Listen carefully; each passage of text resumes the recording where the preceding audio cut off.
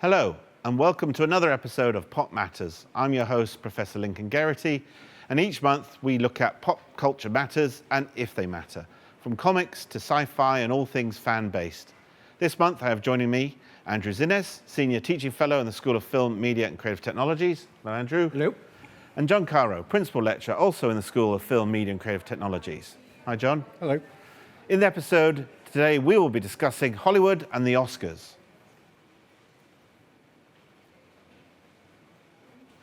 Now, usually before we get into our topic of conversation, we start with a roundup of pop culture news. However, since the Oscars are this weekend, and everyone's talking about nominations and previous winners, stories related to who's been left out and who might win, I wanted to get our guest thoughts and predictions on the big event. Who will be the big winners, losers, and also what have been their favorite films and performances nominated this year for the big prize. Andrew, I'll go to you first. Any thoughts about who might win and also some of your personal highlights? Well, I've been watching them and reading a lot of the screenplays. And the thing that I find the most fascinating, just to qualify what my choices is there's a lot of parody this year. Right. There's no big, standout like was Oppenheimer last year, or back when one was The Lord of the Rings, was the third one. There's nothing that says me. I'm the big sort of juggernaut. Okay, so they're all of the sort of same level. Yeah. Or there's bits and pieces of each one, like that was more outstanding this, but as a whole, I didn't get a sense that one was more head and shoulders than any other one, just on paper, just looking at it or reading or whatnot. But if I had to guess, I think it's probably be Conclave. Conclave, I think it is. Which is the movie about the choosing of the next pope. Right. Yeah. Just having read the script about that and seeing it, just this pot boiler thriller with some very meaty roles for all involved and character arcs that are very satisfying. But more importantly than that, talking about lots of big themes that are relative today, elections, just in general, and the power of this and the power of choosing those that will decide the massive fate of a mass group of political machinations behind, and then just trickles down from that. And I mean, many of the other ones, like the I'm Still Here, had similar things about the warnings of fascism and whatnot, and there were other ones that were Wicked is just also got, there's a lot of inclusiveness and so on and things. Yes, like there's certainly a message in that about, rejection of the other or fear of the other. Right. Yeah. So there's a lot of tying into that, into similar things, but Conclave to me felt the most complete of them all. And your favorite, though, if that might be the winner, is there something that did sort of really pull your chain? I mean, I liked Honora only from the standpoint of it was not what I was expecting it to be. Okay. It was, I wasn't expecting this sort of like Cinderella, failed fairy tale kind of thing in this sort of, traipse across New York while you're trying to hold your life together and what could happen. I wasn't expecting that. I thought it was going to be a much darker, more, going to be like an Eastern Promises but set in New York. So it fits in what you're saying, like a parody of that almost. It sort of didn't reach that level of expectation. Yeah. I mean, I liked the performances and whatnot, but it was not, and I liked the Dylan film from the music standpoint. So the kind of stuff. I thought Ed Norton was wonderful. But I think it's going to probably be the Conclave just because it was much more complete. Yeah, the ensemble film. Yeah. John, what about yourself? Any surprise missing from the list of nominees, or surprises of things that did make it? I'm really pleased to see The Substance. Yes. Getting, I think it's got director, screenplay, and Demi Moore. Demi Moore. So I thought that was because I think it's quite unusual for horror films to do well in the Oscars. I think Silence of the Lambs, I remember back in the day, Yeah. Jaws, if Yeah. we count Jaws as a horror. Certainly. It's not a monster, isn't it? Yeah. So, But also interesting, like you were saying, like it's not just a horror film. It is a very out there horror Quite film. extreme. No spoilers, but it's extreme in its sort of body horror yeah, gruesomeness. body horror Yeah. in particular, yeah, not just horror. But So for that to be nominated in the way it Yeah, has, it's yeah. quite good. I mean, I'm into my genre stuff, so June 2 yeah. being nominated. Is it Best Picture? I think it was. Best yes. Picture. Best Picture. Yeah. And then it's got a lot of the technical stuff, Yeah. cinematography, and that was one. Yeah, most of the films I like get the Technical technical awards, yeah. nods. Which is, Yeah, historically, like you said, Star Wars did well in the technical awards. Yeah. Got beaten by what you might say a more conventional film. Yeah. It wasn't like you mentioned to Lord of the Rings that a Right. big epic sort of film was Right. rewarded almost. And in fact, that one, it was really in the third one Yeah. that won because it was sort of an acknowledgement of the task that was undertaken Yes. for all three. 3 years of this. Yes, Yeah, absolutely. Of just an endeavor. Yeah, and I suppose, like you said, Wicked is performing in the Barbie sort of placeholder. I hear that there's going to be a 10-minute medley of Wicked music during the ceremony on the weekend. So Ariana Grande be fun. and others She's very good. can sing along, and you can sing along at home, sort of thing. Okay. I wondered if it might be the year of the musical because you've got Wicked. Wicked and Emilia Perez. Perez. Yeah, Yeah. is the other one that I hear a lot of people talking about. Well, there. what Yeah. was amazing about that was also another one, but I was another one that was unexpected. I did not have, Yeah.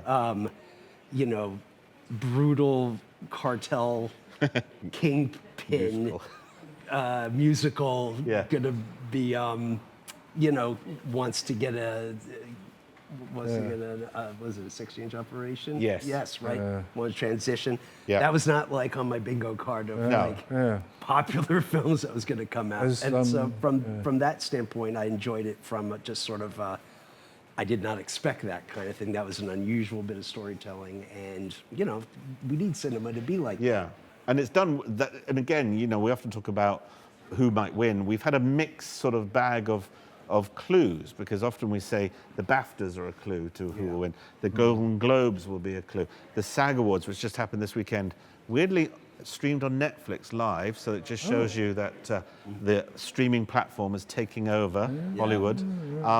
But they all chose different winners. So last night, on Monday morning, I woke up to Conclave winning Best Picture for the SAG-AFTRAs. Demi Moore winning Best Actor in a female role for Substance, and Timothée Chalamet for the Bob Dylan flick. Oh yeah, the Bob Dylan. More music. More music, but before that, it was Adrian Brody for The Brutalist Right. at the BAFTAs. So it's a mixed bag, and we really can't tell. I guess we'll know on Sunday evening, Indeed. in the wee small Lot of hours in the UK. And Lot of parody. What time does it actually start in the US?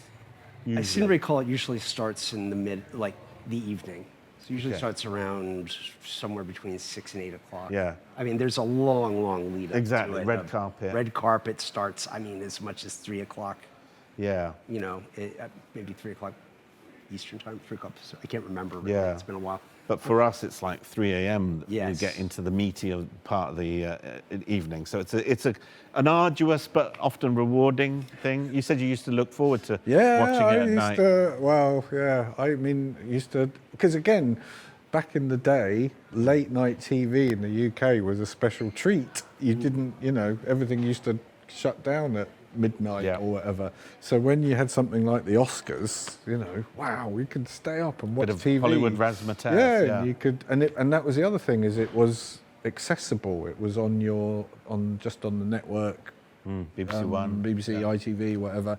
So you didn't have to pay a subscription or anything, and you could stay up late, and it was any excuse. You'd have your Oscar parties, and I've had a mix. I've had those, obviously. I think my favorite one was when I was working in Hollywood. I was working for a company where we had to deal with Polygram, and that was the year that Fargo was nominated Oh. for one, which was under their brand. Okay. So I went to the Polygram party. Ah. And that was, Rubbing shoulders. rubbing shoulders with everyone there. But that was a great experience because of the end. It was a really energized experience, and when it won. Yeah. And I think Frances McDormand won that Yes. year too. Yeah. So, it was just this, great feeling, and the Party never champagne stops, was probably. popping and everything. Yeah, it was fun. Did you get the bag? Don't they give you like? I did wasn't get a that- bag, Did you? actually. You got a goodie, an Oscar goodie not, bag.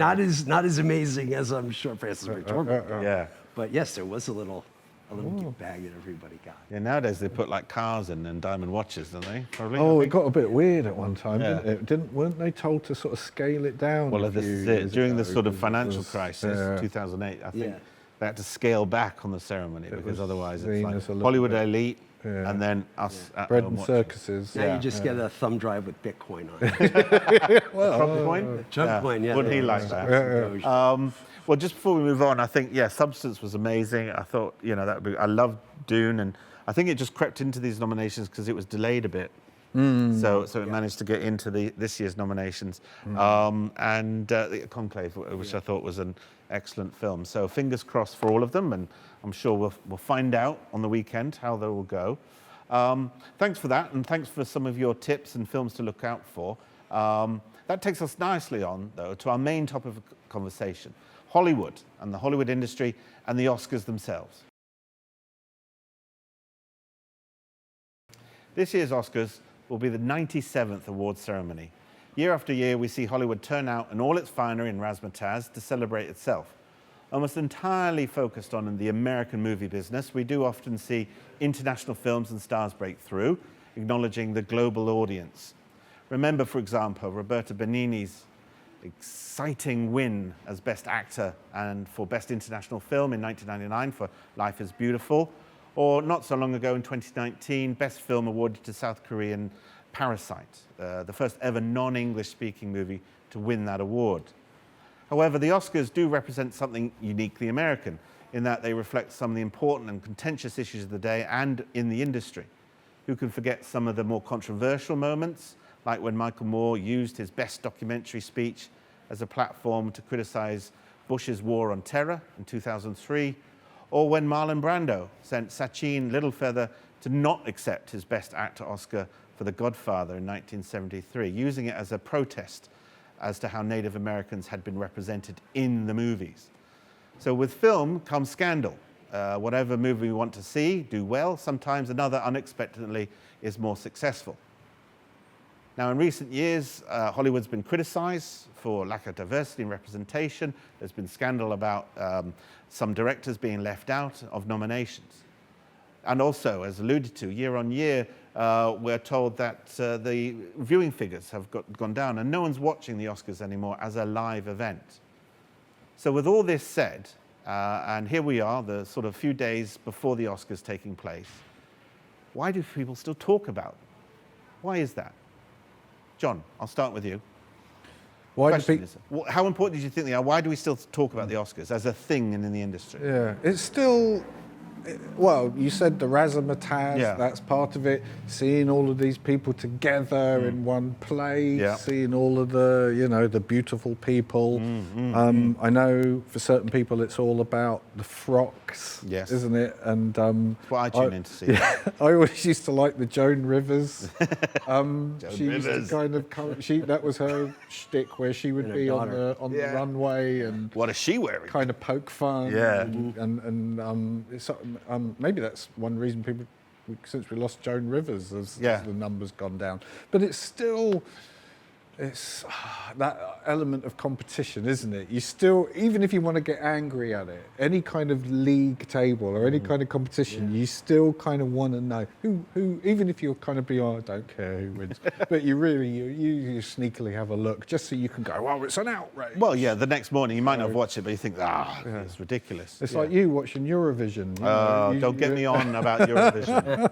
Bastards. Anyway, no, it's true. No, I totally agree. And it's the who won, who lost. Yeah. And then maybe the potential to see something happen live to on see stage. a surprise. A surprise. Yeah, is someone going to get punched. slapped, or is someone going to protest, or is someone? I guess that's the thing. Live TV, isn't it? Is someone going to trip over? Is someone going to read out the wrong name? Is someone going to get cancelled before our very eyes? so I guess that's another kind of element to it. And I suppose the host has a role to play in that, because it's Conan O'Brien this year, after Jimmy Kimmel the previous 2 years, and what they bring to the, to the role of compere, because it's often through them we get to take the mickey, as you said, out of these big celebrities. So Jimmy Kimmel or O'Brien roasting the celebrities at the front, and then you see in their faces, it's like, ooh, that didn't go down too well. That's the other thing you want to see, isn't it? The loser face. Yes. Like when they announce the winner, you're always looking, at someone. Camera goes. Trying to look. Trying to look cool, and yeah. Like they didn't care. Yeah. There's another aspect to this too, because this is sort of like the general audience. Yes. Who's watching it around the world. Yeah. But I was thinking about it when you brought out the questions to us. Yeah. There's another part of it is the business side. Yeah, what the Oscars industry. is. Why, The industry why do side. they care? Well, they care. There's this it's marketing. Yeah. For the studios. These films are usually, with the exception of Dune and Wicked, they're kind of dramas, which don't usually do well these days at the box office, which is why most of the times these things get relegated to TV and streaming. And this is a chance for them to come out, and then they get another bite at the apple in the dead season of the cinema, which is usually of the movie theaters, which is usually January until January until May, until the blockbusters come out. So it's a chance for them to recoup some of their investment on that and just get the word out there. For the nominees, this is a golden hour where they have this sort of 3 or 4 month window where they can shop their wares in a way. So pick up more roles. So the actors get a chance to pick up more roles. They can get attached to more projects because they can have meetings that where the studios will listen to try and get these people to plug in, because it's all about finding that magic cast and director who will get something financed. Screenwriters, this is a chance where people will actually read their scripts and say, okay, let's bring them on to write or rewrite a project where maybe everything will get done. Directors, same thing. It's a chance where they might be that person where that's the missing element that makes a financer comfortable enough to part with millions. So, and then for all the technical people down the line, it's a similar thing. It's like, it's a way to, it's a chance for about a 4 to 5 month window where you can use that to better your career. But it doesn't last long at all, because pretty soon they start talking about the next round. Probably come, September or something like that. To start scheduling for the next Oscar noms. For the next thing. So, well, like you were saying, actually, it keeps the business going. Yes. And wasn't there a question a few months ago, will the Oscars still take place because of the fires? And the big answer was yes, because there's enough people relying on the income from that big event and all the people that are going to service the event. Keep them in a job. We must have the ceremony go ahead because it's part and parcel of the economics of the city, isn't it? Yeah, to a certain extent. I mean, they're building this thing for a really long time. And I also just think that not having it would have just been a real kick in the teeth to the industry that's already suffering from the strikes and from the upset, the disruption of streaming and runaway production from Los Angeles to other places. To not have that celebration, I think, would have been a real morale. What's the opposite of morale boost? Deflation. The election of Trump. No. But didn't you hear? He started a commission. He's going to bring everything back. Well, there you go. Well, that's it. Back to LA. Back to LA. Yes, he's got 3 commissions. Or back to America, technically. John Voight, Mel Gibson, and Sly Stallone are going to bring Hollywood back. Is that right? Okay. I did not have them on my bingo card. It's the 3 people, the 3 champions. But saviors of Hollywood. They're all Oscar winners, aren't they? They're all Oscar winners. They've all done well in the Oscars in the past. Mel Gibson for Braveheart. Yes. Sly Stallone for Rocky. John Voight, Midnight Cowboy, maybe. Midnight Cowboy, or we've been nominated. Or the other one that we don't talk about involving pigs. So but we won't go there. But no, going on from that, yeah, you know, in this idea that it's a boon to the city, it's a boon to deliverance. Thank you. Yeah. A boon to the city, it's a boon to the industry, and it's a sort of cultural boon as well in terms of sort of, you know, it makes Hollywood a thing in the press again. And you mentioned the threat from streaming. You know, is it a reminder then that there's worth in the sort of bricks and mortar of Hollywood, rather than the streaming of could be anywhere in the world, big tech? I mean, they're relaxing a little bit, aren't they, with the streaming? Yeah. And that's probably lockdowns and things like that sped up that process a little bit, didn't So what it? qualifies to be nominated? It was much stricter, I think, before lockdown, and then that freed everything up a little bit. So you have to have a cinema run of a particular length of time to be nominated for an Oscar. And so that's why it's just a relief. That window is, I mean, that window's becoming shorter anyway, isn't it? Well, Mufasa's still out in the cinemas, and you can watch it on Amazon Prime. So. Yeah, so they're easing up a little bit. But it's like you said, it's in many ways it's kind of a trade show that the public just happens to be allowed that's to actually, watch. That's actually true in a way. In a way, it is. I mean, ultimately, it is meant for them. Yeah. You know, it is. You know, like I'm sure there's some sort of, you know, tractor farm, sort of massive convention that happens every year, and like best John Deere tractor or whatever is awarded something. So it's not, you know, it's just a glossier version of that. I mean, that sort of thing. It is there. And the marketing thing you said, I mean, I used to teach on a module marketing movies, and we used to, and you could see the bump. You would look at the films and you would see, you know, after Oscar time, the little kind of bump in the People box have gone office. to see it. And I think it used to be, again, I don't know if this is a thing that's changing, but it always used to be the perception that the smaller films, it was more important to them because they would get that bump. If you were already a blockbuster, you know. So Star Wars didn't need a bump. No. You think the general public could go see The Brutalist? But Yeah. you Well, know, this is but it. yeah, so things like that would get a little the kind of the more platform release films would get a little boost. So it's almost a little bit of differentiation. It does different things for different. Yeah. Celebrates Hollywood history, celebrates the art, the drama, as you said, but also pays attention to what makes money, people coming back to the cinemas. So some of those bigger blockbuster special effects driven films are also now, because didn't they expand the number of films nominated for Best Picture? Yeah, 5 to 10. So more blockbuster films could be included, like Wakanda Forever. At one point well, Wakanda, the first film was nominated, and people was, oh, that's going to win. But will a comic book movie win like Best Picture? It didn't, but you know, it's on that sort of level. Deal, Yeah. Okay, Andrew, you're a screenwriter. You've sort of alluded to that already. You know, for people aspiring to be a screenwriter and work in the industry, does the Oscars and who's nominated and adapted and original screenplays, does that give us good examples of what's achievable for someone trying to get into the industry? I think so. Yeah. If I were wanting to aspire to be, to do screenwriting. Yeah.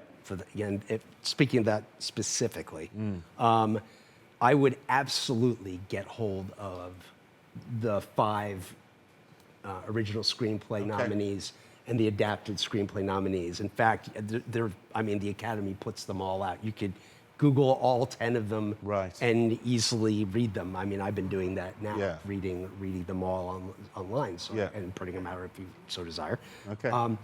But yeah, I mean, to see what it takes to get through all those hurdles from, you know, what ideas are interested to people, the what's on the page, how it's written that makes people interested that they're going to want to put money on it, or directors interested that this is something that they want to direct, and because from when I was writing my book, actually, what I've been hearing a lot lately from actors who've been on various podcasts and whatnot is it the screenplay that gets you excited? They're like, no, it's the director that gets me excited. That's why I decide what project I'm going to do. Well, the director has to choose the screenplay. So you're really writing to director. Though I will say, when I took a look at all 10, only one, the director that did not have the director as one of the authors. Oh. Okay. You had like Walter Sallis wrote his, and the woman who wrote this, Corley, yeah. she wrote The Substance. Yeah. And you know, every director except for the one who did Conclave was one of the credited writers, if not the only writer. So that kind of gives you a sense of, you know, where the power lies, Yeah. you know, as a writer-director. But Personal projects. personal projects, so you're going to throw everything into it. And when you have something like The Brutalist, that might be the case. But back to it, yeah, just to read those screenplays and see the form, see how it's written on the page, both the action and the dialogue, how much time you give to each character, especially if you're going to attract a movie star, Yeah. because it would be vital. Yeah. And you're teach film production, John, in terms of the other technical aspects, you know, and sort of cinematography and people behind the camera. Is it a good sign of, you know, what's achievable for people aspiring to be in those positions? Yeah, I always think the one I always sort of bang my drum for is sound. Right. Because I always think sound is one of those things that maybe people take for granted. Don't or hear about. Appreciate. Yeah. Don't hear about. Yeah. And I always think it's always good when you sort of see the sound people being nominated. Yeah. For, you know, and you think, oh yeah, there's those guys. And And they certainly, when they get up on stage, and that's actually the appreciation of just the amount of sheer talent that goes into putting 2.5-hour movie or 2-hour movie on the screen. Because they come up large groups of producers, groups of sound technicians, cinematographers, wardrobe, costume, of course, makeup. There's often teams. Visual effects. Visual effects that come up, and you think, wow. editors. They come up and they work together just on that project. Yeah, and I mean, and that's the sort of thing we were saying before. I mean, I can remember, first Oscars I can remember was, I guess it was 78, and I only watched it because Star Wars was up for nominations. And that was probably one of the things when I was a kid, when I saw, I knew about the actors and what have you, but when I saw there were like editors, technicians, cinematography, sound people, them coming up and collecting their costume, production design, that would be one of the first things as a kid where you would think, there's all these, look at all these people, look at all of these other sort of roles in the industry. What can I do? How can I get there? Yeah. So I don't know. You know, back then, crumbs, 78, you didn't really always hear that much about behind the scenes. No. So that would have been a big exposure to like knowing what was going on the other side of cameras. And I suppose the culture you mentioned about streaming, and just there's a sheer amount of film as content now.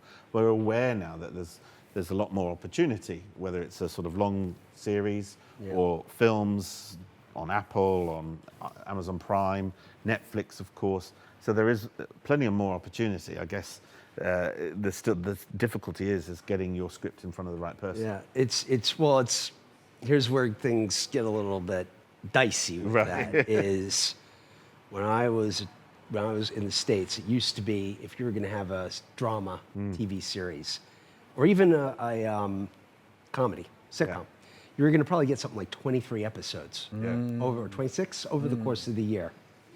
So now that all those crew members, the actors, the directors, everybody, they knew that they had gigs for pretty much half a year, and that could easily carry you through those months and into the next year, maybe beyond that.